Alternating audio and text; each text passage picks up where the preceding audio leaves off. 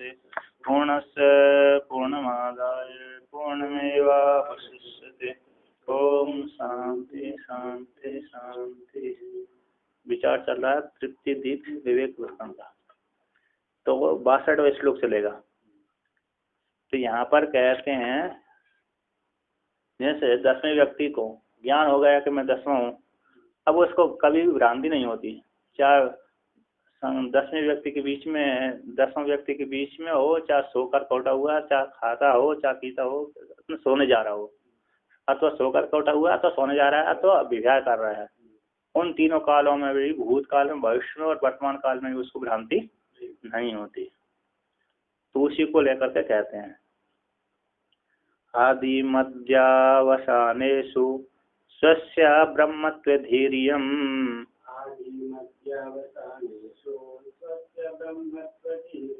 नैव व्यभिचरेत् तस्मात् अप्रोक्षं प्रतिष्ठितम्।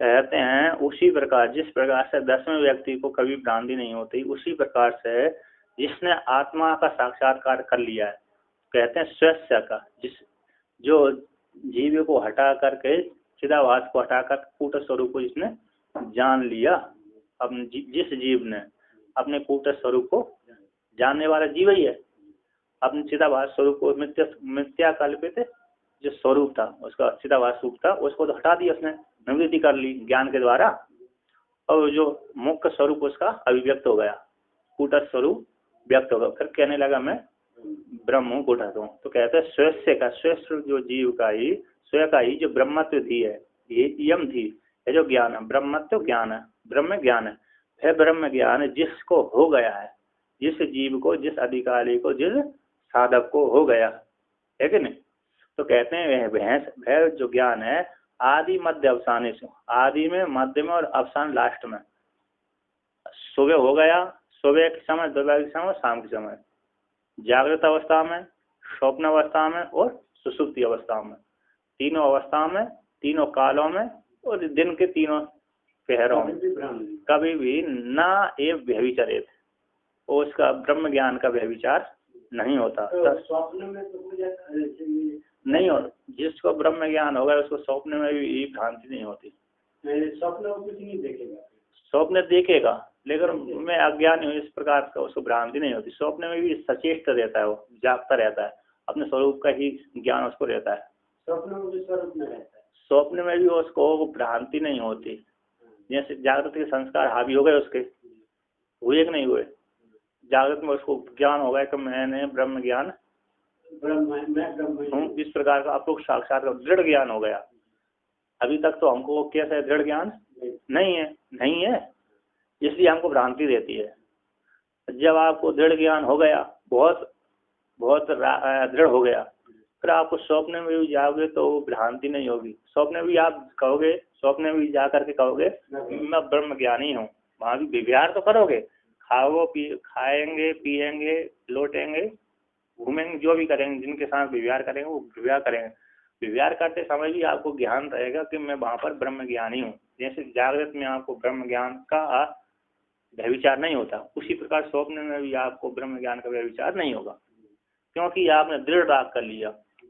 जैसे किसी भी व्यक्ति का, लड़के का किसी लड़की के साथ प्रेम संबंध बन गया, तो प्रेम संबंध बन जाने के पश्चात उसका ऐसा राग हो जाता है कि चिंतन, अध्ययन यहाँ कर रहा, अध्ययन करते करते उसका फोटो उसके सामने आएगा है, उस लड़की का, उस लड़के को उसी प्रकार का चिंतन, भली काम कर रहा है दूसरा, किसी भी वस्तु पे, किसी भी क्षेत्र में काम कर रहा है, किंतु काम करते समय ही उसका चित्त में वो उसका फोटो आएगा।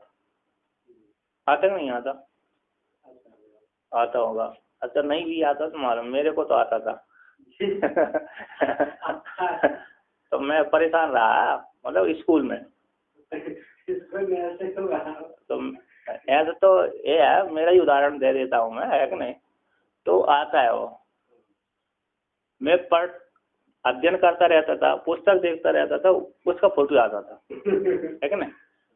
तो मतलब जिस व्यक्ति का जहाँ पर राग हो जाता है उस वस्तु का भाव उसके सामने न होने पर भी वो आता है। तो दृढ़ राग हमको जागृत अवस्था में दृढ़ ज्ञान हो गया, ब्रह्म ज्ञान, है क्या ना। अब वो दृढ़ ज्ञान हो, संस्कार हावी हो जाने के कारण स्वप्न में भी क्या आता है, वो भी संस्कार उद्भूत होते हैं। जैसे दिन के संस्कार हमारे जैसे उसी प्रकार आपके स्वप्न में हम उसी प्रकार के उद्भूत संस्कार को लेकर के स्वप्न देखते हैं। तो इसकी व्यभिचार नहीं होता। तो स्वप्न में भी, जागृत में तो होता ही नहीं है, स्वप्न में नहीं होता, सुसुप्ति में भी। सुसुप्ति में तो अज्ञान हो जाता है ना, कुछ भी नहीं जानते। सुसुप्ति में भी वो उसको जब जिसको दृढ़ ज्ञान हो गया ना, फिर वहाँ भी सचेष्ट ही हो जाता है। वहाँ भी वो जानते रहता है ब्रह्म है, जान क्यों, ब्रह्म तो है ही, और क्या, वहाँ तो ब्रह्म एक ही भूत तो है ही है, जानने का साधन नहीं है। अनुभूति होती है, अनुभूति उसको वहाँ पर होती है। सुसुप्ति में जाने के पश्चात भी उसको अनुभूति होती है, किंतु जानने का कोई वो नहीं है। इससे व्यवहार करे, व्यवहार करने कोई साधन न होने के कारण फिर जब आता उठता है तो व्यक्ति कहता है कि मैं अच्छी प्रकार से सोया। तो हमको जैसे सुसुप्ति में कुछ भी पता नहीं चलता, उसको भी तो सुसुप्ति में कुछ भी पता नहीं चलता। सुसुप्ति ज्ञान जिसको हो जाता है उसको थोड़ा विपरीतता आ जाती, थोड़ी आती है। अथवा चलो सुसुप्ति में नहीं मानते, स्वप्न में तो आता है कि नहीं, स्वप्न में तो पक्का है। जैसे जागृत में पक्का है उसी प्रकार स्वप्न में भी पक्का है। सुसुप्ति में नहीं माने, इंद्रिय का साधन नहीं है, उसको अज्ञान में लीन हो गया, इंद्रिय थकने के कारण लीन हो गया। लेकिन वहाँ भी महाराज जी ने कहा, वहाँ भी सचेष्ट जागता रहता है। एक बार प्रवचन में महाराज जी ने बोला सुसुप्ति में भी ज्ञान कैसा होता है, जागता ही रहता है, क्योंकि तीनों अवस्थाओं में उसको भ्रांति नहीं होती, क्योंकि वहाँ भी उसकी स्मृति बनती है। सुसुप्ति में भी उसको ज्ञान होता है। ज्ञान नहीं होता तो ये ऐसा नहीं बोलता मैंने कुछ नहीं जाना, अच्छी प्रकार से सोया, ये तो जानता है, तो उसकी अनुभूति हुई थी। और जो अनुभूति होती है उसी की स्मृति बनती है। स्मृति को इसमें लक्षण आया या स्मृति या स्मृति सा अनुभव पूर्विका, जो भी स्मृति होती है वो अनुभव पूर्विका होती है, ये व्याप्ति है। तो वहाँ पर सुसुप्ति में उसकी अनुभूति हुई थी, उसी का ही उसको जागृत अवस्था में आकर के स्मरण करता है।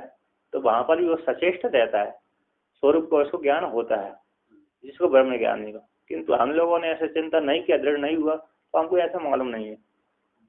चलो दो अवस्था में तो पक्का है ही है ना, सुसुप्ति में ही है, मान लिया है कि नहीं। तो तीनों अवस्थाओं का आदि मध्य अवसान, तो तीनों बोला ना यहाँ पर, आदि मध्य अवसान। तो जागृत स्वप्न सुसुप्ति तीनों अवस्थाओं में उसको भ्रांति नहीं होती। तो इसलिए अप्रोक्ष रूप से वो प्रतिष्ठित रहता है। जो ब्रह्म ज्ञान है अप्रोक्ष रूप से ही प्रतिष्ठित रहता है, यानी साक्षात्कार उसका रहता है। हम कभी भी अप्रोक्ष परोक्ष नहीं होता, अप्रोक्ष ही रहता है, सामने ही रहता है, स्वरूप से अभिव्यक्त रहता है। तो पांडव है ना, हाँ, पांडवों में से सिर्फ अर्जुन को साक्षात्कार था ना अपरोक्ष में, तो पांचों पांडव। युधिष्ठिर को तो पहले से ज्ञान ही था सबसे श्रेष्ठ युधिष्ठिर थे, लेकिन ब्रह्म ज्ञान का उपदेश अर्जुन को दिया था, कृष्ण भगवान ने दिया था।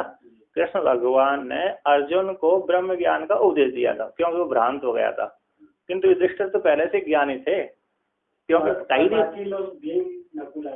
सब ज्ञान उत्तम अधिकारी थे, वो सारे देवताओं के अंश थे, तो सारे अधिकारी थे, सबको ब्रह्म ज्ञान तो हुआ हो जाना है।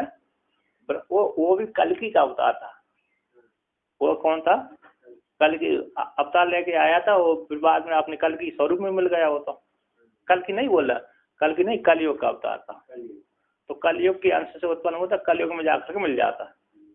युधिष्ठिर धर्मराज का अवतार लेके आए थे धर्मराज से, तो धर्मराज ने जान करके लीन हो गए थे, बाकी लीन हो गए थे अपने अपने कारण। सबको अपरोक्ष अनुभूति हो गया, सबको हुई कि नहीं हुई भगवान जाने, लेकिन है क्या नहीं।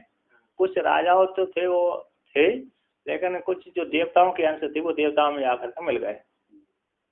अथवा नहीं भी हुआ होगा तो लोग विशेष में गए उस लोक में, है नहीं। लेकिन धर्मराज को तो ज्ञानी थे, तभी तो उन्होंने यक्ष ने कई बार प्रश्न किए, उनको उत्तर दिया, और सत्संग करते रहते थे ना। वो धर्मराज की बुद्धि इतनी तीव्र थी, सूक्ष्म से सूक्ष्म विषय को जानते थे, इसलिए उनको धनुर्विद्या में उनका उतना प्रभाव नहीं। हाँ, धनुर्विद्या में तो अर्जुन अकेले श्रेष्ठ था, अर्जुन और कर्ण।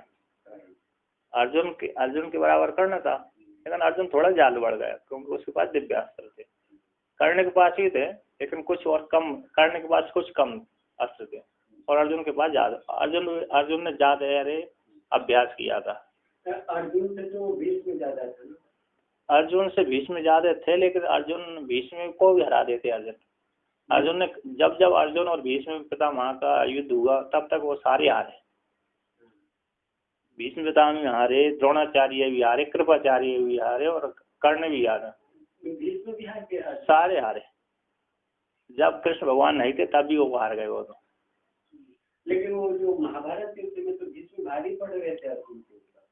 कभी भारी पड़ते थे कभी नहीं। जब वो अपनी पिता महाबुद्धि रखता था तब भारी हो जाते थे वो।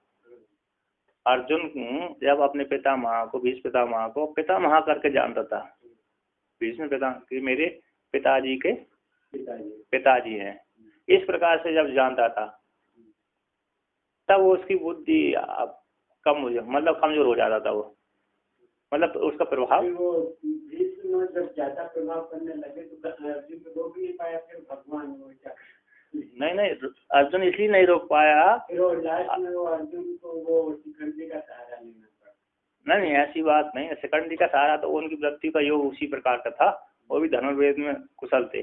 भीष्म पितामह छोटे मोटे राजा थोड़ी थे, छोटे मोटे योद्धा थोड़ी थे, लेकिन वो अर्जुन ऐसे इसलिए नहीं उन पर ज्यादा प्रयास करता था कठोर, क्योंकि पिता बुद्धि जाती थी, पिता महाबुद्धि उसकी दृढ़ थी। तो इसलिए वो शत्रु जैसा कर्ण के प्रति, कर्ण में वो कभी उसने अपने भाई नहीं देखा, हमेशा शत्रु ही देखा उसने।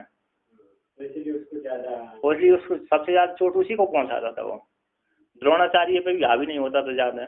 अब द्रोणाचार्य को भी उन्होंने छल करके मार दिया। छल करके मार नहीं पा रहे थे। नहीं, अर्जुन ने उनको मारा नहीं, मार नहीं पाया ना। नहीं अर्जुन जब भी युद्ध लड़ा, अर्जुन द्रोणाचार्य के साथ हारे ही वो। जितनी बार भी लड़ा, जितनी बार भी अर्जुन द्रोणाचार्य के युद्ध हो उतनी बार भी वो हार गया। सबको हराया, भीष्म पितामह को हराया, द्रोणाचार्य को हराया, कृपाचार्य को हराया, अश्वत्थामा को हराया, कर्ण को हराया। विराट नगर में तो, विराट युद्ध में तो उसने अकेले न हराया। महाभारत में तो चलो सब योद्धा आपस में लड़ते थे तो थक जाते थे, एक के बाद एक युद्ध यहाँ लड़ा, दूसरा युद्ध वहां लड़ा, तो सब योद्धा बारी बारी एक साथ ही लड़ते थे, सारे थक जाते लड़ते लड़ते। ठीक, तो विराट युद्ध में तो एक के बाद एक आते थे। अर्जुन अकेला था, ये सामने 20-25-30 महायोद्धा थे, महारथी थे, सब एक साथ, वो भी सारे एक साथ। अब ए हार के चला जाता, दूसरा आ जाता, दूसरा हार के चला, तीसरा आ जाता, फिर एक साथ सारे आ जाते थे। नहीं, एक साथ सब लोग 3 चला। हाँ, एक साथ ही 3 चलाते थे वो। तो ये एक साथ कैसे जवाब देगा सब? जवाब दे देते वो विद्या, यही तो धनुर्विद्या रहती है, एक साथ ही। एक साथ एक छोड़ने से कितना होगा? हाँ, इतने सारे हो जाते। एक साथ 10 बाण निकाल लिए, एक साथ 10 बाण निकाल कर 10 दिशा में भेज दिया। तो धनुर्विद्या में वो थी, वो रहता है। ऐसी धनुर्विद्या होती थी, एक बाण से भी 1000 बाण निकल जाते थे। उसी प्रकार के प्रभाव से जाएंगे वो, जिधर योद्धा होगा वहीं पर निशाना जाएगा, उसे छाती में जाकर लगेगा। आंख में मारा तो आंख में ही जाएगा, सिर में ही लगेगा। जैसे अर्जुन ने दुर्योधन के देखा, दुर्योधन को यार कवच पहना, दिव्य कवच पहना दिया द्रोणाचार्य ने। तो दिव्य कवच पहनाने से उसके शरीर में बाण नहीं घुसते थे, बाण का प्रभाव नहीं घुसता था। तो देखा कि इस द्रोणाचार्य भगवान ने दिव्य कवच पहना दिया, प्रभाव नहीं डाल पा रहा है मेरी बाण। तो उसने यहाँ पर बाण मारे दुर्योधन के। अब यहाँ पर कैसे मार देगा वो, है? इन नखों के बीच में बाण मारे उसने। तो यहाँ की चोट से घायल होकर तो दुर्योधन भाग गया। अब यहाँ कैसे मार दी भगवान जाने, हैं? यहाँ पर हाथों में कैसे मारा होगा उसने, अब जबकि धनुष तो यहाँ पकड़ा है, यहाँ से पकड़ा रहता है, कैसे मारता होगा भगवान जाने। आपके हाथ नखों में मारूंगा तो कैसे मारूंगा, उसमें लग सकती है, आगे पीछे हो सकता है, ऐसे फैल भी सकता है, लेकिन नहीं फैलता था, तो सीधा नक के बीच में ही जाता था, नक और ये। नहीं वो तो ऐसे मोड़ देता है ना। हाँ, तो जगह ही नहीं। और भगवान जाने है, और तो ऐसा वर्णन आया है महाभारत में कि नखों के बीच में उसको चोट होती थी, उससे घायल होकर भाग गया वो दुर्योधन। एक दिन के लिए कवच पहनाया था उन्होंने दिव्य। फिर दिव्य कवच उतार दी। मंत्र एक दिन का लिए संकल्प दिया था, दूसरे जैसे सो गया तो दिव्य कवच का संकल्प समाप्त है। अगले दिन से फिर छाती हुई। अगले दिन से वैसे ही साधारण जो कवच था वही कवच पहना। कवच तो वही था, तो कवच तो उसने वही पहना हुआ था, लेकिन उसको अभिमंत्रित कर दिया था, उससे दिव्य हो गया था। इसलिए शरीर में चोट नहीं लगती थी, घाव नहीं होते थे, और इसको छूकर गिर जाते थे। तो कहते हैं टीकाकार यहाँ पर कहते हैं, अतः इसी हेतु से भयविचार न होने से कहते हैं यम आत्मनो ब्रह्मत्व बुद्धि है, जो आत्मा है, यह जो आत्मा है, यम आत्मा है ना, यम जो ज्ञान है, यम आत्मा है, जो आत्मा है, आत्मा की जो ब्रह्मत्व बुद्धि है, ब्रह्म ज्ञान है। कैसे ब्रह्म ज्ञान है? पंचानाम कोशानाम आदि मध्य अवसानेषु आत्मनो विहारो न एव अन्यथा भवति। बोलते है आत्मा का जो ज्ञान ब्रह्म ज्ञान है, ब्रह्म बुद्धि है, आत्मा की जो ब्रह्मत्व बुद्धि है, ब्रह्म ज्ञान है, वह पांचों कोशों के आदि मध्य और अवसान में, अन्नमय कोश में भी उसको भ्रांति नहीं होती, प्राणमय कोश में रह करके भ्रांति नहीं होती, मनोमय कोश में भी रह करके भ्रांति नहीं होती, विज्ञानमय कोश में भी रह करके भ्रांति नहीं होती, और आनंदमय कोश में रह करके भी भ्रांति नहीं होती। अब 5 कोश में तो 5 कोश तीनों अवस्थाओं में रहते हैं। जागृत में स्थूल शरीर रहता है, जागृत में स्थूल शरीर आ गया, और स्वप्न शरीर, प्राण, मनो, विज्ञान। मतलब जागृत अवस्था हम 2 भी मान सकते हैं। कितने? 2, प्राणमय कोश, अन्नमय कोश, प्राणमय कोश, मनोमय, विज्ञानमय और नहीं मनोमय, विज्ञानमय और प्राणमय। 3 स्वप्न मानते हैं, सुषुप्ति, अन्नमय कोश।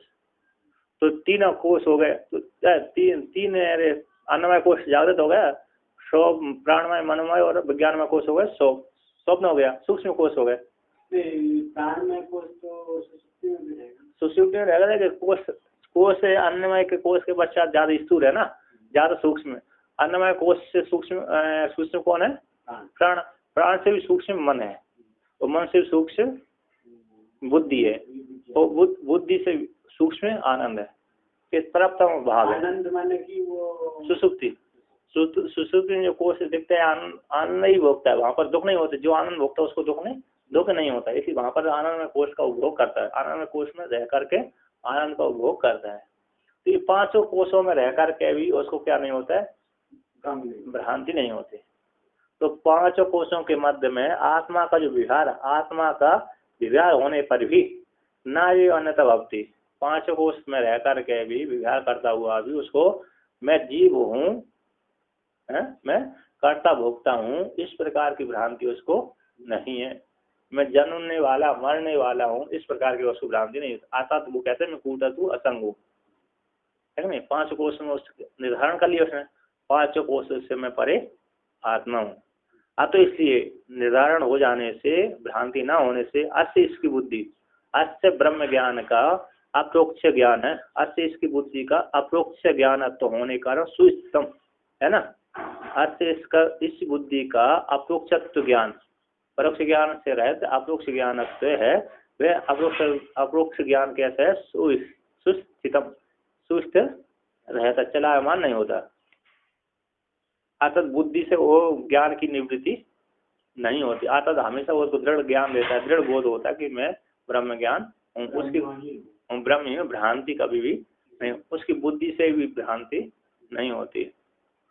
इसके पश्चात कहते हैं ननु प्रथमतः केवलम वाक्यात् परोक्ष ज्ञानम उत्पद्यते, पश्चात विचार सहितात् अप्रोक्ष ज्ञानम इति एतत् कुतो अवगम्यते इति आशंका। तो तैत्रीय आदि श्रुति अर्थ पर्यालोचनाया इत्या। पूर्व पक्षी ने पूछा कि प्रथम पहले तो केवल वाक्य से परोक्ष ज्ञान उत्पन्न होता है, फिर पश्चात बाद में विचार के सहित अप्रोक्ष ज्ञान उससे होता है। तो ये अब आपने कैसे जाना कि परोक्ष ज्ञान अपरोक्ष ज्ञान उसको हो गया? कैसे? कहते श्रुति के पर्यालोचन से हमने जान लिया कि बाद में पहले वाक से परोक्ष ज्ञान हुआ, फिर अपरोक्ष ज्ञान में लीन हो गया। ऐसे भगवान भास्कर ने श्लोक लिखा था इसमें सदाचार अनुसंधान के, शब्द शक्ति रचिंतत्वा शब्द शक्ति परोक्ष दी, शब्द शक्ति अपरोक्ष दी, शब्द शब्दादेव अपरोक्ष दी, तो प्रसुप्त पुरुष यद्वा शब्दे नैवाव बुध्यते। शब्द शक्ति कैसी है? अचिंत्यता। शब्द में इतनी सामर्थ होती है कि व्यक्ति को कहीं भी हो वो बोध करा देती है। अगर सोया हुआ भी है तो वो बोध करा देते हैं। शब्द शक्ति अचिंत्य शब्द एवं अपरोक्ष। शब्द से ही क्या हो गया? उसको अपरोक्ष ज्ञान हो जाता है। तो यहाँ पर कह रहे पहले वाक से, वाक रूप शब्द से क्या होता है? परोक्ष ज्ञान होता है। तो भगवान भाष्यकार करें उनमें उस शब्द में ऐसी अचिंत शक्ति होती है कि उसी से अपरोक्ष ज्ञान उसको हो जाता है। जैसे परोक्ष ज्ञान होता है फिर उसी का अब हाँ, जिस अधिकारी उत्तम अधिकारी है तो पहले में ही उसका अपरोक्ष ज्ञान हो जाता है। उत्तम अधिकारी है तो उसको पहले में ही क्या हो जाएगा? पहले उसने साधना कर ली, करते करते फिर तो उपासक है। आता से उसके प्रारब्ध भोग नहीं समाप्त, लास्ट का प्रारब्ध बचा था तो थोड़ा संस्कार शेष भया। तो जैसे उसने कहीं सत्संग सुना, सत्संग सुनते ही उसको उसी काल में ज्ञान हो जाएगा। सत्संग सुनते ही शब्द से ही ज्ञान होगा। जैसे कि सत्संग में पहले सुन लगा है, हाँ, ये जो शेष रहता है आत्मा ही नहीं। हाँ, तो हम लोग चिंतन करते करते स्वयं इससे, हाँ, तो आपने विचार कर लिया ना, विचार से तो आपको ज्ञान हो ही गया। तो ज्ञान तो हो, विचार तो आपने विचार पूर्व में तो हो गया। आपने सत्संग सुन लिया था पहले, विचार किया, विचार से तो आपकी अनुभूति होती है, उसी को निध्यासन कह दिया हमने। उत्तम अधिकारी हो गया व्यक्ति उस काल में, उत्तम अधिकारी होती है उसको तुरंत ज्ञान हो गया। यदि उत्तम अधिकारी नहीं होता तो परोक्ष ज्ञान रहता। और विचार करना पड़ता, विचार ही है, विचार भी हुआ, विचार की समाप्ति परोक्ष अपरोक्ष ज्ञान तक है। जब तक अपरोक्ष ज्ञान नहीं होता तब तो विचार करता रहे, चिंतन करता रहे। विचार मतलब चिंतन, जैसे चिंतन समाप्त हुआ वैसे अब ज्ञान हो गया। जैसे ज्ञान ब्रह्म ज्ञान हुआ, चिंतन की समाप्ति हो गई। तो बाद में चिंतन करे चाहे ना करे, बाद में चिंतन करता दृढ़ करने के लिए करे, चिंतन करने के लिए दृढ़ करने के लिए चिंतन करता रहे। और नहीं भी करता तो एक बार ज्ञान हो गया तो हो गया। जैसे घट का हमको एक बार ज्ञान हो जाता है फिर दो बार चिंतन करने की जरूरत नहीं रहती। अजी हम देखते हैं तो कोई बात नहीं, दृढ़ उसको दृढ़ बोध करने के लिए होता रहता है। फिर वहाँ जैसे रस एक बार कुएं में पानी नेस लिया तो एक बार ले लिया तो पानी पूरी जो समाप्त हो गया, फिर भी बार बार हम पानी लेसते रहते हैं, ठीक है नहीं? तो क्या होगा? बार बार लेसने से वो जो पत्थर पड़ा है ना, पत्थर है अथवा लकड़ी है, उसमें क्या बन जाती है? धारी बन जाती है। उसी प्रकार हमने एक बार ज्ञान हो गया, ज्ञान 50 बार बार चिंतन करते हैं तो क्या हो जाए? और धारी जैसा दृढ़ हो जाता है ना? उसी का है।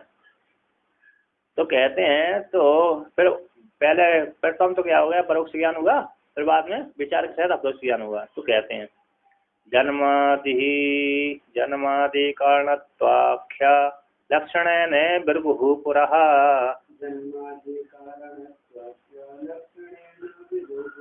पारोक्षेण गृहीत्वाथ विचाराद व्यक्तिमेक्षत।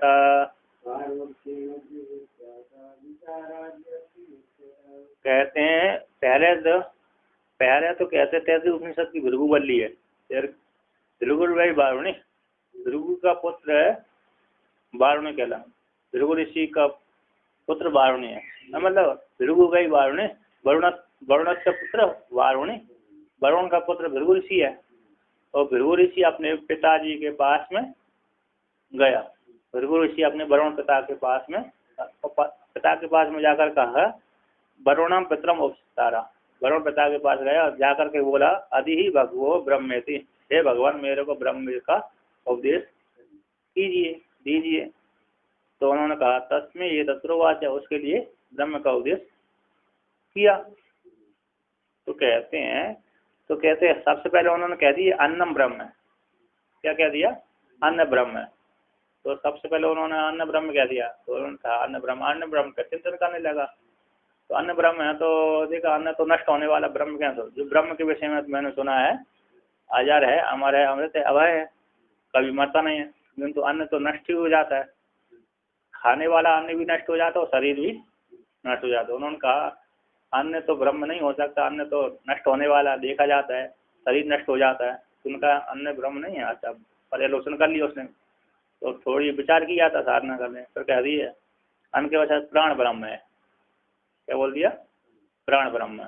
तो प्राण ब्रह्म है, तो प्राण के चिंतन करने लगा, प्राण ब्रह्म। तो देखा प्राण में भी दोष देकर उसको, प्राण में भी दोष देकर पुनः पिताजी के पास गया, कहा कि आप प्राण में से दोष आ रहे हैं मेरे को, वो आत्मा नहीं हो सकती, आत्मा का गुण तो यही है। उनका है चक्षु है, चक्षु ब्रह्म है। तो चक्षु के पश्चात सुन करके गया, तो फिर विचार किया उसने कि चक्षु कैसे, जिसकी आंख फूट जाती है वो देख नहीं सकता है ना। तो चक्षु यदि ब्रह्म होता तो आंख नहीं फूटनी चाहिए थी, हमेशा बनी रहनी चाहिए थी, किंतु आंख फूट जाती, व्यक्ति देखता रहता है, जानता रहता है, चक्षु ब्रह्म नहीं हो सकती। फिर गया कहा चक्षु ब्रह्म नहीं हो सकती। फिर उन्होंने कहती चक्षु नहीं, चक्षु में से दोष निकाल लिए इसने, तो जो दोष जिसमें दोष निकलते हैं वो ब्रह्म नहीं होता। तो कहती मनो सूत्र ब्रह्म है। तो सूत्र में भी देखा बहरा व्यक्ति बहरा होता है, उसका अर्थ यदि बहरा सूत्र कोई अरे ब्रह्म कहेंगे तो बहरा व्यक्ति भी क्या हो जाएगा? बहरा व्यक्ति को ब्रह्म नहीं सिद्धि होगी। बहरे व्यक्ति में उसका सूत्र तो नष्ट ही हो गया ना, फिर भी वो विहार करता है, जीता रहता है। तो बहरा जो सूत्र इंद्रिय क्या है? ब्रह्म नहीं है। तो उन्होंने क्या है सारी इंद्रियों को निषेध कर दिया। फिर कह दी मन ब्रह्म है। तो मन का विचार के मन तो कभी सुखी और दुखी होता है, तो जो सुखी दुखी होते हैं वो ब्रह्म नहीं होता। पिताजी के पास सुना गया कि जो मन तो सुख दुख वाला है और ब्रह्म तो सुख स्वरूप ही है, उसमें सुख दुख नहीं होते, इसलिए मन ब्रह्म नहीं है, इसलिए आप मेरे को ब्रह्म का उपदेश करिए। और कह दिया और अन्य और बाद में कह दिया तो मन ब्रह्म सारी इंद्रियों कह फिर आत्मा को वर्णन किया। बुद्धि को नहीं, आनंद को प्रयास नहीं कर दिया, पंचकोशों को नहीं। तो बोलते हैं मन वाणी को सारी कर्म इंद्रिय को कर्म इंद्रिय ज्ञान इंद्रिय को प्रांतकरण को निषेध कर दिया, सबको निषेध कर दिया। फिर बात तो ये आगे कहते हैं तम हो बाचा, उनको कहा कि ब्रह्म का उद्देश्य कर कहते हैं या तो भाई ईमानी भूतानि जायन्ते, वो तो जिससे ही सारे भूत उत्पन्न होते हैं, एन जातानि जीवंती, जिसके द्वारा जीवित रहते हैं, और यत प्रियंती अभिसंति, वो कहते हैं वो जिसमें जाकर लीन हो जाते हैं सारे भूत, तद बीजी ज्ञातस्व, उसका हाँ उसी का है, मतलब श्रुति है, श्रुति का भी करेंगे। तो कहते हैं वो है ना, उसका जानना चाहिए, वो जानने के हो गए, वही कहते हैं तद ब्रह्म है। ऐसी इत्यादि उपनिषद की श्रुति है। तो कहते हैं जन्मादि विकारात्व है ना, जन्मादि विकारात्व लक्षण के द्वारा, जैसे जन्मादि विकार लक्षण मतलब जैसे हमारा वो भृगु ऋषि ने कह दिया, अब भृगु ऋषि कहना वरुण देवता ने कह दिया ये अन्य ब्रह्म है, यानी स्थूल शरीर ब्रह्म है। तो उन्होंने देखा ब्रह्म स्थूल शरीर ब्रह्म है, तो ये तो कोई व्यक्ति दूसरी काल में मुर्दे को ले जा रहा था, अन्य स्थूल शरीर रूप अन्य को ही जलाने के लिए ले जा रहे थे। देखा ये तो जलाने के लिए पहले से ही ले जा रहे हैं, ये ब्रह्म होता तो फिर जलाने के लिए क्यों ले जाते है कि नहीं? तो ले जाते उन्होंने कहा पिताजी ये तो जलाने के लिए ले जा रहे हैं इस शरीर को, तो ये यदि जलाने के लिए ले जा रहे हैं तो ये ब्रह्म कैसे होगा? ये तो मर ही गया, तो जो मर जाता है वो ब्रह्म नहीं होता है कि नहीं? और फिर मर गया, वो देखा उसी काल में एक बच्चा उत्पन्न हो गया, उसी काल में एक बच्चा उत्पन्न होगा, देखा ये तो उत्पन्न भी होगा, एक उत्पन्न होगा, एक मर गया, तो जो मरने वाला वो उत्पन्न होने वाला वो ब्रह्म कैसे होगा? और आत्मा के विषय में कह दिया अजर है, अमृत है, अभय है। तो उन्होंने कहा तो अच्छा, उन्होंने कहा तो दूसरे ब्रह्म को बताया, तीसरे कैसे?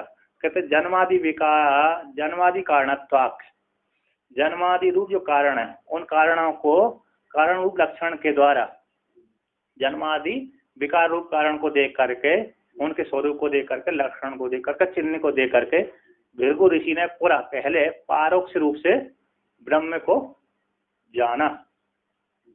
इस शरीर में पहले घटाया, पहले इस शरीर को ब्रह्म में घटाया तो नहीं घटा, इसके भीतर गया, सूक्ष्म शरीर को घटाया, इंद्रियों को घटाया, इंद्रियों में देश करके उसको खंडन किया। पहले सबसे पहले स्थूल शरीर का खंडन किया कि स्थूल शरीर ब्रह्म नहीं हो सकता। फिर उसके भीतर गया, सूक्ष्म शरीर में गया तो सूक्ष्म में से मन बुद्धि और तीनों कोष हटा दिए। पहला कोष हटा दिया, फिर 3 कोष हटा दिए सूक्ष्म शरीर के, दोष देख लिए। फिर चौथा कोष हटा दिया और 5 कोष हटा दी सुसुप्ति में। फिर बाद में कहा कि जब इस प्रकार से उन्होंने सारे को 5 कोषों में दोष देख लिया, इसके पश्चात आप मेरे को 5 कोष ब्रह्म नहीं हो सकते। फिर कहा मेरे को ब्रह्म को उपदेश करिए।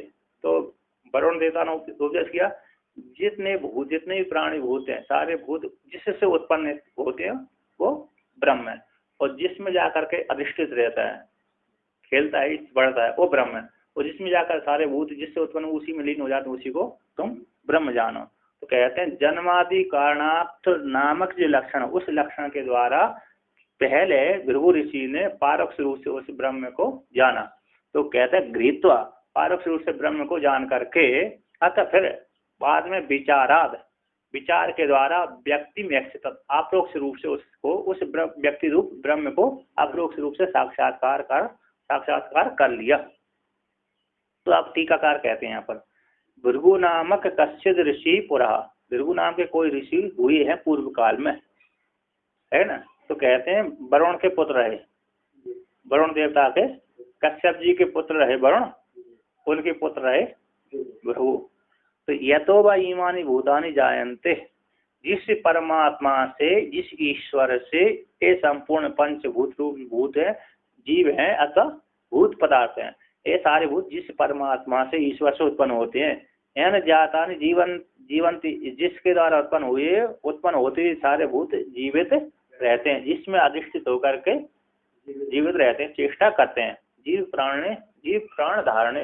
जीव प्राणों को धारण करते हैं, जिसमें अवस्थित होकर के प्राणों को धारण करते हैं जितने। और कहते हैं यत पर्यंती अभी संविसंति थी, और जिस अधिष्ठान रूप परमात्मा में जाकर के मृत्यु को प्राप्त हो जाते हैं, लीन हो जाते हैं, सुसुप्ति में लीन हो जाते हैं और ईश्वर में जाकर के लीन हो जाते हैं, महाप्रलय में जाकर के सारे ईश्वर में लीन हो जाते हैं। और जैसे जागृत स्वप्न सारे सुसुप्ति में लीन हो जाते हैं, उसी प्रकार महाप्रलय में सारे भूत ईश्वर में लीन हो जाते हैं। तद विजिज्ञास्व, उसी को ही तुम, वह जानने योग्य, उसी को तुम जानो। जो जानने हुए है वो कौन है? वो तद ब्रह्म, वो ही ब्रह्म है।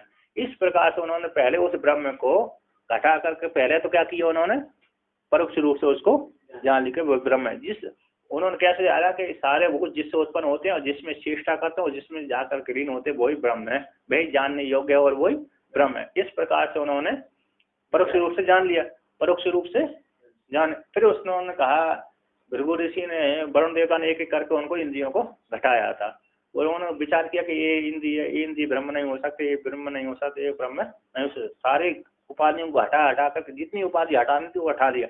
जब उपाधि हटने वाला जो नहीं था उसमें जाकर के उनकी बुद्धि केंद्रित हो गई। निषेध शेषो दैतात अशेषा, गजेंद्र ने, गज नाम का जो हाथी था, उसने जब विष्णु भगवान की आराधना करी, उपासना करी, गज और ग्रहाय का लड़ाई हुई थी। ग्रहाय दो ब्राह्मण थे, दोनों में आपसी में द्वेष हो गया। दोनों ही कैसे थे? पहले मित्र थे, एक ही नगर में रहते होंगे, एक ही नगर में रहते थे, एक ही तीर्थ स्थल में रहते थे। दोनों सिद्ध हो गए थे, पूर्व काल में सिद्ध हो गए थे। दोनों सिद्ध हो जाने के पश्चात, दोनों सिद्ध होने के पश्चात दोनों में आपसी में मतभेद हो गया किसी बात को लेकर के। किसी ने गलती कर दी हो गया तो मतभेद हो गया किसी कारणवश, तो दोनों ने एक दूसरे को शराब दे दी। तो दोनों शराब दे दी तो दोनों शराबित हो गए। तो एक बना हाथी, एक बना ग्रहाय, मगरमच्छ। और दोनों में ही इतना बल था कि बहुत ही। तो जो हाथी बना था उसमें 10,000 हाथियों का बल था। अकेले हाथी में, जैसे भीम में 10,000 हाथियों का बल था, इसलिए भीम एक एक हाथी को उठा करके आकाश में फेंक देता था। कहते हैं कि भीम ने जितने भी हाथी आकाश में फेंके वो अभी भी चक्कर काट रहे हैं। जब पृथ्वी के वायुमंडल से ऊपर पहुंच गए पृथ्वी का कुछ संबंध नहीं नहीं बन पाया, तो इसलिए वो सारे हाथी अब आकाश में झूलते हैं, जैसे पृथ्वी नहीं आ पाते। जैसे यहाँ से गया हुआ व्यक्ति जब चंद्रलोक लोक में जाता है इसी शरीर से, तो वहां पर कितने ऊपर कूद जाओ तो चोट नहीं आती, आराध उचकते उचकते। हवा गुरुत्वाकर्षण नहीं है तो नीचे, हाँ गुरुत्वाकर्षण नहीं है, मतलब उसमें उसी प्रकार के नीचे खींचने वाला बल नहीं है। तो चंद्रमा पे जाने पर व्यक्ति कितनी भी दौड़ लगा सकता है, थकेगा नहीं। और दूसरा यारे जंपिंग भी मारेगा तो एक जैसी जंपिंग मारेगा तो एक यहाँ पर 2 हाथ कूदता था, वहाँ पर 30-40 हाथ कूद सकता है।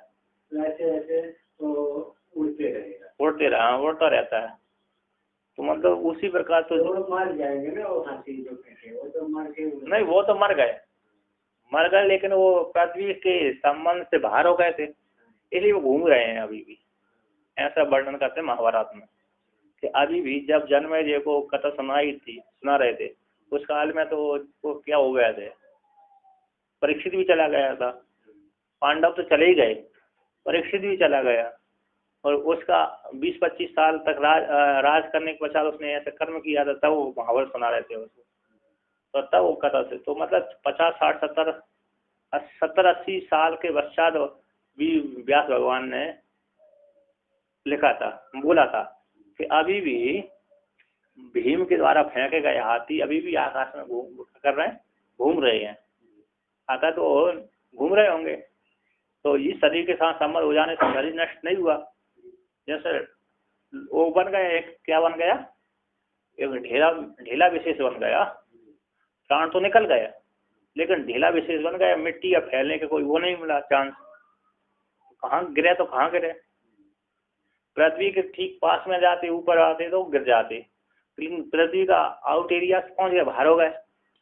अब किसी का चुंबकीय शक्ति है नहीं है, तो चुंबकीय शक्ति के द्वारा तो अपने आप खिंच जाता है, किंतु विपरीत चुंबकीय शक्ति प्राप्त हो गई, तो फिर कहाँ गिरेंगे तो कहाँ जाएंगे, और जहाँ भी गिरेंगे वो आकाश ही रहेगा, क्योंकि पृथ्वी के बाहर भी गिरेंगे वो सब आकाश ही आकाश, तो आकाश में ही घूम रहे हो। जब नष्ट होंगे पंचभूत तब नष्ट हो जाएंगे शायद, अगर जो भी हो गए, यदि संपर्क किसी लोक विशेष के संपर्क में आएंगे तब उसमें जाकर गिरेंगे, चूर चूर होंगे। तो यहाँ पर कहते हैं तो क्या हो गया, तो कहाँ से आप दोनों ब्राह्मण हाथी, हाँ मगरमच्छ, तो दोनों बन गए थे। तो हाथी अपने परिवार के साथ रहता था, और रहता था तो कभी जल पीने जाता था, क्रीड़ा करता था, भोग विलास करता था, और सारे जो मुख्य हाथी था 10,000 जिसमें बल था, उसकी वो सब पर आ जाता उन हाथियों के झुंड का। तो सारे बच्चे और बच्चियां उससे प्रेम करते थे, उसके अधीन रहती थी। सारे हाथी बन गया बाद में मर करके दूसरे जन्म में। अब जंगल में रहता था, तालाब आता, वहाँ खूब क्रीड़ा करता था। तो एक दिन वो जिस मगरमच्छ जहाँ पर बड़ा रहता था, पुराना दुश्मन, उसी कुंड में जाकर तो स्नान करने लगा, पानी पीने गया। पानी देकर के हाथी को इच्छा हो जाती, चलो मस्ती करें, तो उसी को सरोवर में जाकर के पहुंच गया वो, और देखा कि मगरमच्छ ने सीधा पैर पकड़ लिया हाथी का। तो शुरू में तो उस हाथी ने छुड़ाने की कोशिश करी, कभी मगरमच्छ को वो बाहर खेता था मगरमच्छ, कभी उसको अंदर ले जाता था। तो देखा कि हमारे स्वामी, अन्य हथिनियों ने देखा कि हमारे स्वामी को मगरमच्छ ने पकड़ लिया, तो वो भी एक की पूंछ पकड़ करके, सूंड पकड़ कर पूंछ पकड़ कर खींचने लगे, क्योंकि उनमें भी इतना बल नहीं मिला कि उसको हाथी को छुड़ा लें। तो देखा कि 1 दिन छुड़ा, 2 दिन छुड़ा, 3 दिन, 10-15 दिन तक उन्होंने कोशिश की, सारे हाथियों ने, मगरमच्छ ही नहीं छोड़ा था। उसने भी हाथ पैर पकड़ लिया तो छोड़ता ही नहीं था। तो देखा कि 10-15 दिन हो गए, सब छुड़ाने लगे हाथी, तो नहीं छुड़ा पाए। तो दूसरे युवकों के जो हाथी थे वो भी आए, उन्होंने भी छुड़ाया, कोशिश किया, नहीं छुड़ा पाए। तो सारे उसके हाथी के जो परिवार वाले थे वो भी थक करके चले गए, भाग गए है कि नहीं। अब दोनों युद्ध करने लगे। तो देखा कि कभी हाथी बाहर आता था, जल से बाहर नहीं आ पाता था, बाहर उसले पानी में आता था, और कभी अंदर ले जाता था। तो लड़ते लड़ते कम से 1000 वर्ष बीत गई, तो लड़ते लड़ते जब 1000 वर्ष बीत गए तो हाथी का बल छीन हो गया। अब देखना डूबने लगा, क्योंकि जलचर था उसका तो वृद्धि हो गई, उसके बारे में शक्ति आ गई, वृद्धि हो गई, तो हाथी के बारे में क्या हो जाएगा, क्षय होगा। क्योंकि ये थलचर था, एक थलचर था एक जलचर था। तो जलचर प्राणी का जल में रह करके वृद्धि होती है और थलचर प्राणी का थल में रह करके वृद्धि होती है। यदि मगर इधर थल में आता तो उसकी शक्ति कम हो जाती। तो देखा कि अब मैं तो डूब मरने वाला हूँ, तो कमल खिले थे उस वहीं पर, तो देख कमल को तोड़ा और तोड़ करके उसने विष्णु भगवान की स्तुति कर दी। स्तुति करते करते फिर कहता है वो, निषेध शेषो जयतात अशेषा। हे भगवान आप निषेध के शेष रहते हैं, भाई आपकी जय हो। निषेध शेषो, जो निषेध का शेष रहता है, नेति नेति के द्वारा निषेध हो गया, नेति निषेध करते ये आत्मा नहीं, ये आत्मा नहीं, ये आत्मा नहीं, ये आत्मा नहीं, इसका निषेध करते जो शेष रहता है वही आप स्वरूप हो, आप वृद्धि को प्राप्त होने वाले हैं, भगवान मेरी रक्षा करो। तो आपकी जय हो। जय निषेध शेषो जयतात अशेषा, जयतात अशेषा, ऐसा श्लोक है गजेंद्र मोक्ष में, गजेंद्र स्तुति। तो वही करता है ना। तो विचार से क्या कर लिया उसने, नेति नेति के द्वारा जान लिया। तो यहाँ पर इन्होंने क्या पहले परोक्ष रूप से जाना, फिर अपरोक्ष रूप से उन्होंने निषेध कर करके, पंच कोशों को निषेध करके, सारे प्राणियों भूतों को निषेध करके, इंद्रियों को निषेध करके विचार के द्वारा भृगु ऋषि ने जान लिया, अपने आत्मा को जान लिया। कहते हैं इति वाक्य श्रुत, वाक्य श्रुत के द्वारा, श्रुति वाक्य के द्वारा जगत जन्मादि कारणात् त्वाख्य लक्षण जगत कारण ब्रह्म परोक्षतया अवगत्य। बोलते जन्मादि का जो कारण है, जन्मादि के कारणात् तो नामक जो लक्षण है, उस लक्षण के द्वारा जगत का कारण कौन है, ब्रह्म है। ब्रह्म से ही जगत की उत्पत्ति होती है कि नहीं। वैसे ब्रह्म को पहले भृगु वरुण ऋषि के द्वारा, वरुण देवता के द्वारा परोक्ष रूप से उसने जाना, भृगु ऋषि ने जाना। परोक्ष रूप से जान करके फिर बाद में कहता है अन्नमयादि पंचकोश विचारात, अन्नमयादि पंचकोश के विचार से व्यक्ति में प्रत्येक आत्मरूप जो ब्रह्म है, उस ब्रह्म को उसने दृष्टवान जान लिया, अपरोक्ष रूप से साक्षात्कार कर लिया। वरुण देवता ने बता दिया अन्य ब्रह्म है, मनो ब्रह्म है, प्राण ब्रह्म है, विज्ञान ब्रह्म है और आनंद ब्रह्म है। तो उनमें दो दे करके उनको क्या कर दिया उसने, खंडन निषेध करते करते करते करते यथार्थ ज्ञान हो गया। तो ऐसा ही है, नीचे में वो श्रुति दे दी इसमें, ये श्रुति तो ही है, नीचे भी उसमें और ज्यादा दिया था। तो आगे कहते हैं ननु अस्मिन् प्रकरणे त्वं ब्रह्मासि इति एवं आदि उपदेश वाक्य अभावात् कथम बिरको आत्म साक्षात्कार इति आशंका। पूर्व पक्षी कहता है, प्रश्न करता है, पूछता है, अस्मिन् प्रकरणे, इस प्रकरण में तुम ब्रह्मासि, तुम ब्रह्मासि, तुम ब्रह्मो। वरुण देवता ने तो ये नहीं कहा था कि हे भृगु ऋषि, हे भृगु मेरे पुत्र है, हे पुत्र तुम ब्रह्मो, इस प्रकार से तो उन्होंने उपदेश नहीं किया।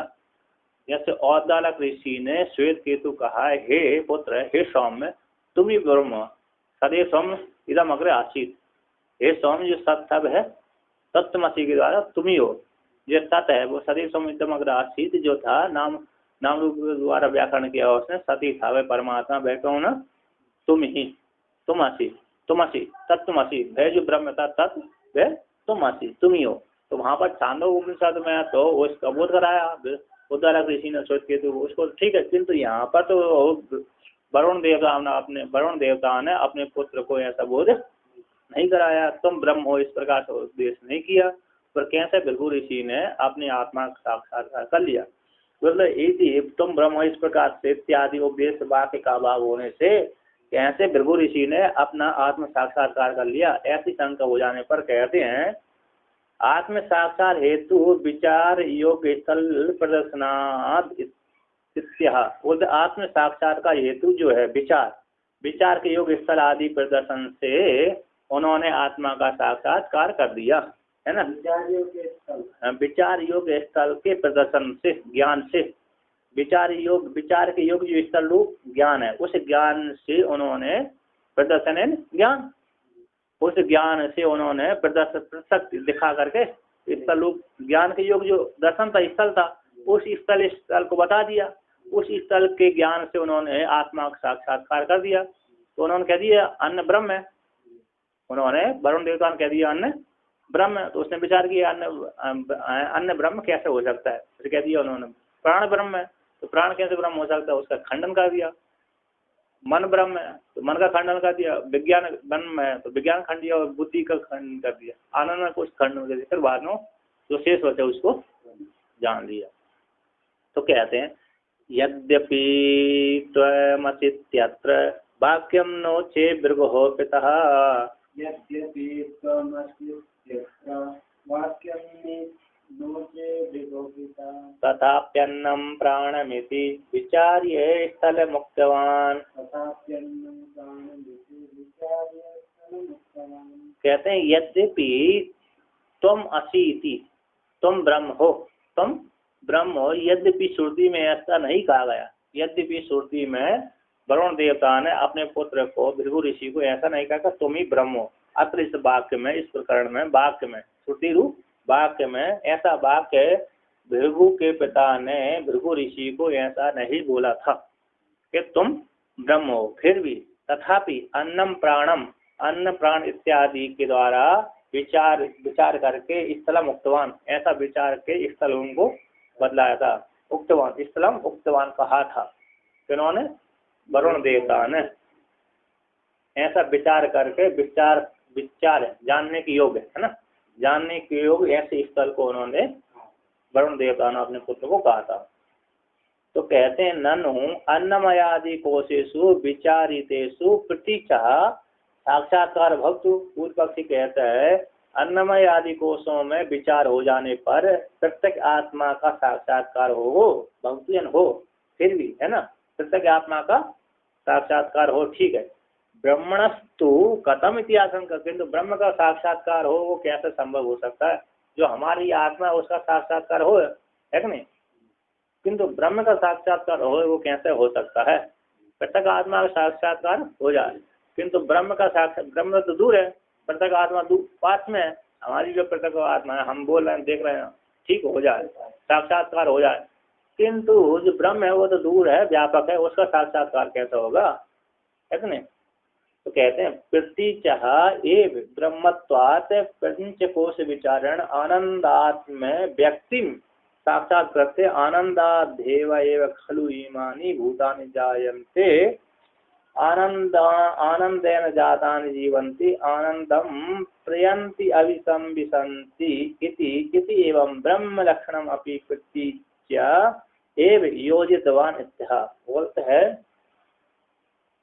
कहते हैं तो प्रतीचय प्रत्येक आत्मा ही ब्रह्म होने, ब्रह्मत्वात्, जो प्रत्येक आत्मा है वो है ना, प्रत्येक आत्मा का ही ब्रह्म होने से और पंचकोश के विचार के द्वारा आनंद स्वरूपात्मक व्यक्ति है, उस व्यक्ति का साक्षात्कार करके, आनंद स्वरूपात्मक जो व्यक्ति है ऐसे व्यक्ति का साक्षात्कार करके वो कहते बाद में आनंदाद ही एव खलु इमानी भूतान जानते। आनंद रूप जो परमात्मा है ना, आनंद रूप जो कोश है तो परमात्मा है, आनंद से ही खलु ईमानी भूतानि जानते, आनंद से ही क्या होते, ये संपूर्ण भूत उत्पन्न होते हैं। और आनंद जातानि जीवंती, और आनंद से ही उत्पन्न हो, आनंद में रह करके क्या होते हैं, वृद्धि को प्राप्त होते हैं।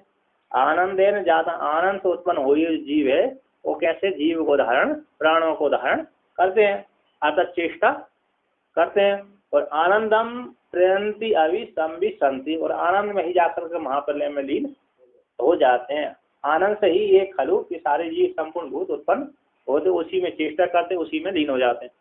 अधिष्ठान स्वरूप रस्सी से ही सर्प की उत्पत्ति होती है, अधिष्ठान स्वरूप रस्सी से सर्प की उत्पत्ति हुई, उसी रस्सी, अधिष्ठान रूप रस्सी में ही सर्प चेष्टा करता है, फिर उसी रस्सी में जाकर के वो सर्प लीन हो जाता है।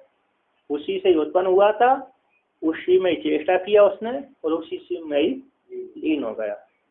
तो इति एवं इस प्रकार से ब्रह्म के लक्षण को प्रतीच्य प्रत्येक आत्मा में योजित हुआ, प्रतीच्यन प्रत्येक आत्मा में जोड़ लेना, प्रतीच्यन प्रत्येक आत्मा में जोड़ लेना चाहिए। योजितवान उसने जोड़ लिया था, किसने, भृगु ऋषि ने प्रत्येक आत्मा में जोड़ लिया था। कहते हैं अन्न प्राणादि कोशेषु सुविचार्य पुनः पुनः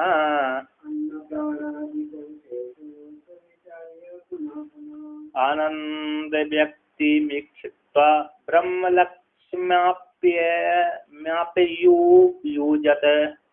आनंद व्यक्ति मिक्षित्वा ब्रह्म लक्ष्म्याप्युजत। कहते हैं अन्नमय कोश है, अन्नमय कोश ब्रह्म है, प्राणमय कोश ब्रह्म है और 5 कोश ही ब्रह्म है ना। ऐसा ब्रह्म कहा तो ब्रह्म उनको ब्रह्म हटा दिया। अन्नमय कोश ब्रह्म नहीं हो सकता, प्राणमय कोश ब्रह्म नहीं हो सकता, मनोमय नहीं हो सकता, विज्ञान आनंदमय कोश नहीं हो सकते। इस पर 5 कोशों को पहले तो उन्होंने कहा 5 कोश ब्रह्म है, क्रम से बदला दिया, फिर उसने उसमें दोष देकर उसको एक एक को हटाता गया।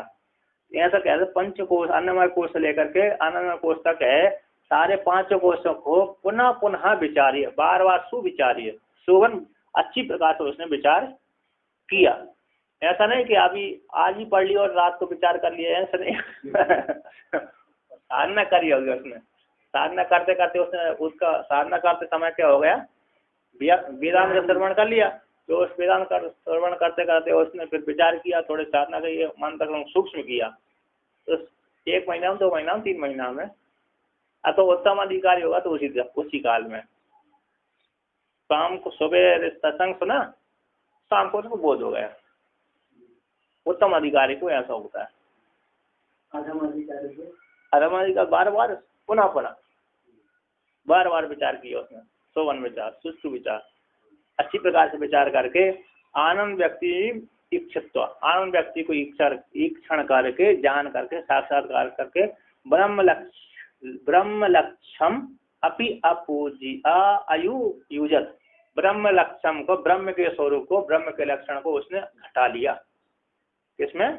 आनंद व्यक्ति को ईक्षण करके, विचार करके, साक्षात्कार करके ब्रह्म का जो स्वरूप है, ब्रह्म लक्षण है, ब्रह्म का जो स्वरूप है, उस ब्रह्म के स्वरूप को उसने अपनी आत्मा में घटा लिया। तो टीकाकार है, टीकाकार तो ही नहीं है यहाँ पर, अयुजत है ना, घटा लिया था, घटा योगे धातु है, तो भूतकाल का बोध करा रहा है, घटा लिया था।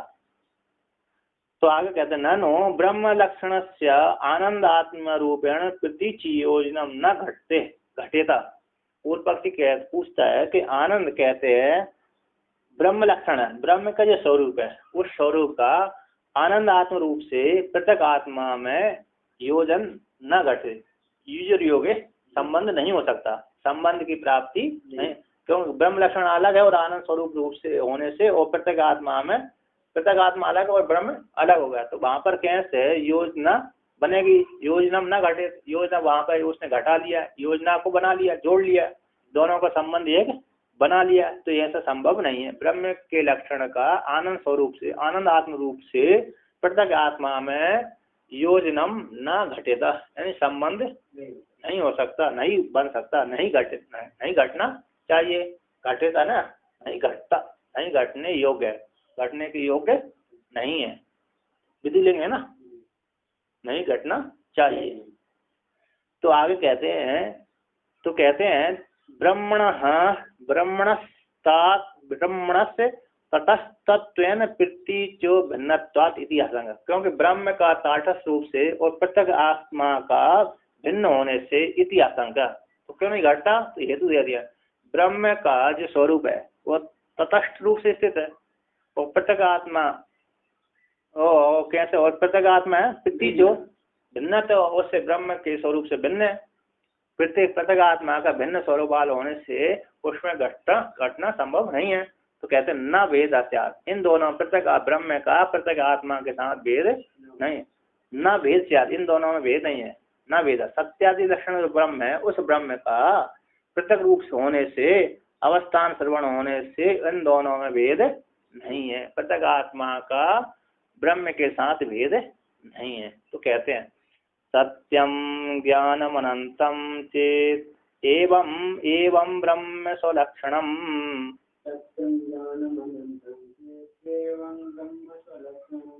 उक्त्वा गुहाहि तत्त्वेन कोशे स्वे तत् प्रादर्शितम्।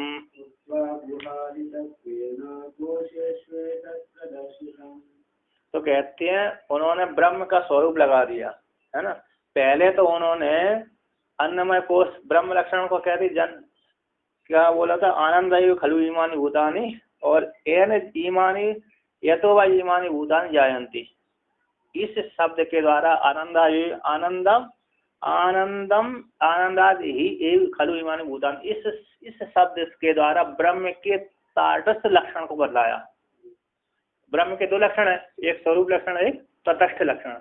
तटस्थ लक्षण उसको कहते हैं जन्मादि जिससे होते हैं, जो कर्ता होता है, मतलब सामर्थ्य सर्वज्ञ होता है, क्रिया कराता है, क्रिया कराता है, जैसे शासन कराने वाला, सभी को दंड देने वाला, शासन कराने वाले को तटस्थ लक्षण कहते हैं। जन्माद्यस्यता ये सूत्र है तटस्थ लक्षण का। और तत्व समन्वय हो गया स्वरूप लक्षण, है ना।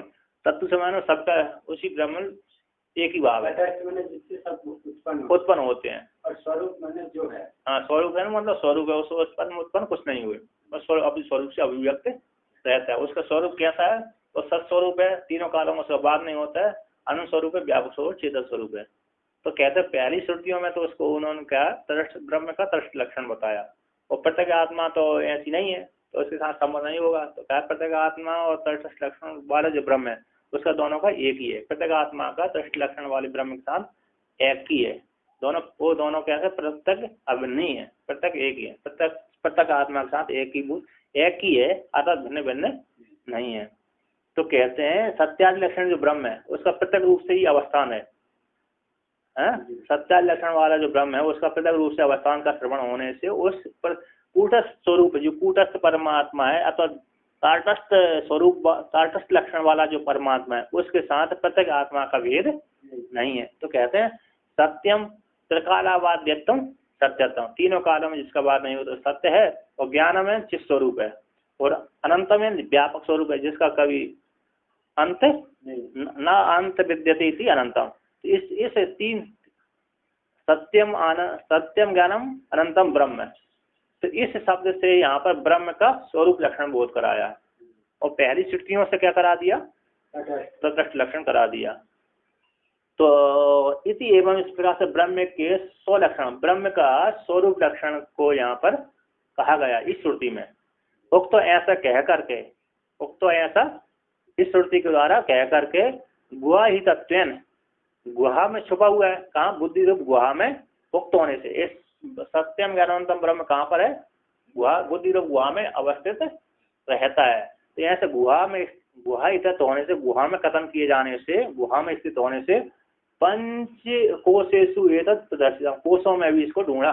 तो कोशों में भी हाँ अन्न स्वरूप से रहता है, अन्नमय कोश में अरे सत्यम सत्य रूप से रहता है, आनंद कोश में भी सत्य रहता है, आनंदमय कोश में भी वो ब्रह्म गुहायतम, गुहा में छुपा हुआ जो ब्रह्म है वो आनंद कोश में, आनंदमय कोश में भी रहता है, और प्राणमय कोश में भी रहता है, मनोमय कोश में भी रहता है, बुद्धि विज्ञानमय कोश में भी रहता है, मनोमय कोश में और आनंदमय कोश में भी रहता है। और इन सारे कोशों को जानने वाला भी है, और वही वो पंच कोश विलक्षण आत्मा ही बुद्धि गुहा में अवस्थित रहता है, वही प्रत्येक आत्मा है। इस प्रकार से उसने जान लिया था। तो ऐसे जान लेने से उसको क्या हो गया, ज्ञान हो गया था। तो टीकाकार यहाँ पर कहते हैं सत्यम ज्ञानम अनंतम ब्रह्म, ये श्रुति है, ब्रह्म है, सत्स्वरूप है, आनंद स्वरूप है, ज्ञान स्वरूप है, चित स्वरूप है। इति एवं ब्रह्म स्वरूप लक्षणम, ब्रह्म स्वरूप लक्षणम यानी ब्रह्मण स्वरूप लक्षणम अभिधाय, ब्रह्म के स्वरूप लक्षण को कह करके तो कहते हैं यो वेद निहितम गुहायाम परमे व्योंत, जो कोई जान वेद जान लेता है, जो कोई अधिकारी पुरुष इस परम ब्रह्म स्वरूप लक्षण वाले आत्मा को जान लेता है। कहाँ, गुहायाम परमे व्योम, परम उत्कृष्ट जो व्योम स्वरूप आकाश है, आकाश में गुहा रूप से कहा गया, गुहा में अवस्थित है, गुहा में जो अवस्थित व्योम रूप से अवस्थित है, व्यापक है, वो छुपा हुआ है, निहितम गुहा में निहितम छुपा हुआ है। ऐसे परमे व्योम परम उत्कृष्ट आकाश में, बुद्धि रूप गुहा रूप आकाश में जो छुपा हुआ है, ऐसे परमात्मा को व्योम व्यापक स्वरूप परमात्मा को जो जान लेता है, तो वो जो जान लेता है वो कौन जान लिया, तो उसने ब्रह्म ज्ञान हो गया है कि नहीं। तो जान ली थी अनंत बाग से पंचकोश गुहा गुहा अंत स्थितत्वेन तस्य एक प्रत्येक रूपत्वम अभिहितम इत्यादि। बोलते इति यानी इस वाक्य के द्वारा पंचकोश शब्द के द्वारा, पंचकोश में जो गुहा अंत स्थित होने से, पंचकोशों के मध्य में जो गुहा शब्द से है ना, पंचकोश शब्द के द्वारा और गुहा अंत स्थित, गुहा के भीतर छुपा हुआ, गुहा के अंत भीतर छुपा स्थित होने से तस् उसी प्रत्येक आत्मा का ही, ब्रह्म का ही, स्वरूप लक्षण वाले ब्रह्म का और तटस्थ लक्षण वाले ब्रह्म का ही प्रत्येक रूपत्वम अभिहितम। इस शब्द के द्वारा गुहा, पंचकोश गुहा अंत सब अंत स्थित रूप से उसी ब्रह्म का ही यहाँ पर प्रत्येक रूप से कहा गया है।